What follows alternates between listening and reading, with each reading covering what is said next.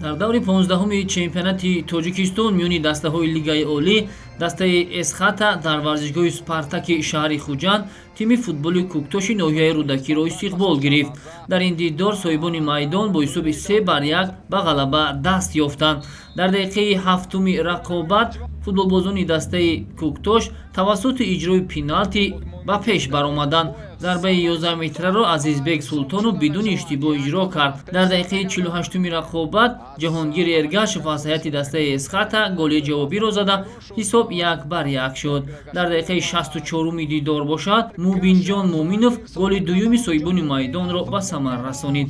Дар дақиқаи 92-уми дидор Аҳрор Иноятов ба задани голи сеюм мушарраф шуд ва ҳамин тавр Эсхата дар даври 15-ум Куктошро мағлуб намуд. Дастаи футболи Куктоши ноҳияи Рудакӣ ҳафтумин бозии худро дар чемпионати Тоҷикистон бидуни ғалаба ҷамъбаст намуд.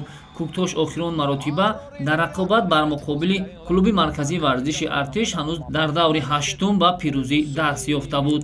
Эсхата бошад баъд аз нокомӣ дар даври гузашта аз Истаравшан ҳамакнун боз соҳиби 3 имтиёзи зарурии дигар шуд.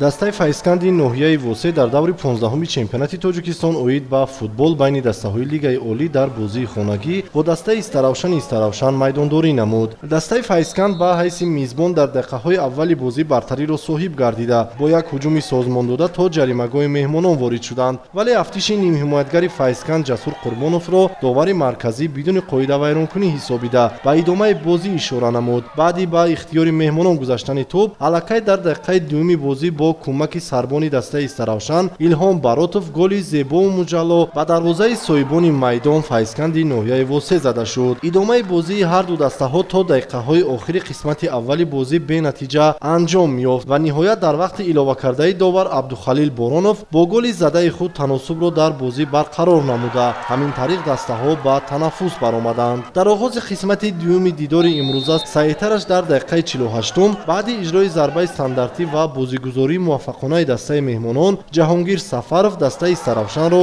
дар ҳисоби бозӣ ба пеш баровард. ҳарчанд дар идомаи бозӣ ҳарду даста кӯшишҳои зиёд намуда барои афзун намудани голҳо кӯшиш карда бошанд ҳам, вале бозии имрӯза бо ҳисоби 2-1 бар нафъи дастаи меҳмонон Истаравшани шаҳри Истаравшан анҷом пазируфт. баъди ин боғ дастаи Файзканди ноҳияи Восе якбора ба зинаи охирини ҷадвали мусобиқа фаромада оид ба натиҷаи начандон хуби Файзканд дар бозиҳои марҳилаи дуюм сармураббии даста Тоир Муминов чунин ибрози андеша намуд. Команду Истаравшан с победой поздравляю. Ну, конечно, мне очень обидно, что руководство клуба бросило команду на произвол судьбы. Команда 3-е место, не получает деньги, и команда не знает, что будет дальше. Сегодня как могли, так настроились на игру. Как я просил ребят, они отдали все силы. Ну, 2 ошибки, которые привели к тому, что мы получили гол. Один человек, директор клуба, который старается что-то делать, но он не всесилен, он не может, и поэтому я не знаю, что будет дальше. Очень плохое состояние, когда команда в таком состоянии находится. Вроде начали хорошо, первые игры, выиграли турнир, потом все это поломалось, финансирование прекратилось, вот результат сегодняшнего матча. Бозӣ хеле бозӣ мушкил буд дар сафар бо дастаи Файзканд ва умуман аз дақиқаҳои аввал бозигарони мо ишон доданд ки мо барои 3 хол ба ин майдон омада будем.